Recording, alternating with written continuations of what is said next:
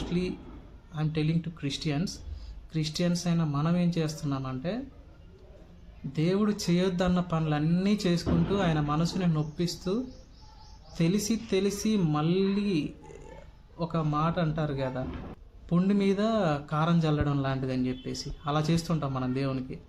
చేసిన తప్పే మళ్ళీ చేస్తూ అదే పాపం మళ్ళీ చేస్తూ దేవుడిని మాత్రం క్వశ్చన్ చేస్తూ ఉంటాం, నాకు ఎందుకు ఆశీర్వాదాలు ఇవ్వట్లేదు, బ్లెస్సింగ్స్ ఎందుకు ఇవ్వట్లేదు అని చెప్పేసి.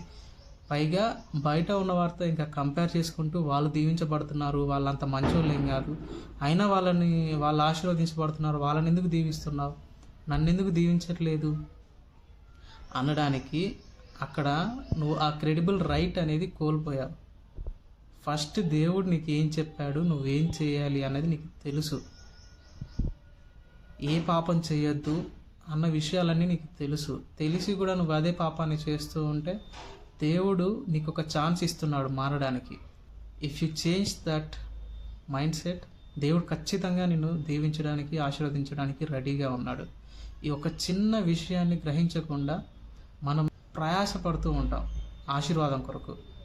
You will never get it if you don't change your mindset and come back to Christ.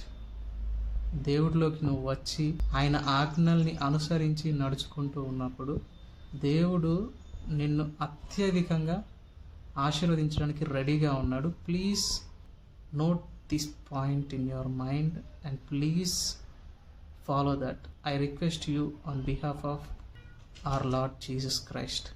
ప్రతి ఒక్కరు కూడా ఇది చేయాలని నేను మనస్ఫూర్తిగా మన దేవుడి తరపున మిమ్మల్ని అందరినీ కూడా అభ్యర్థిస్తున్నాను.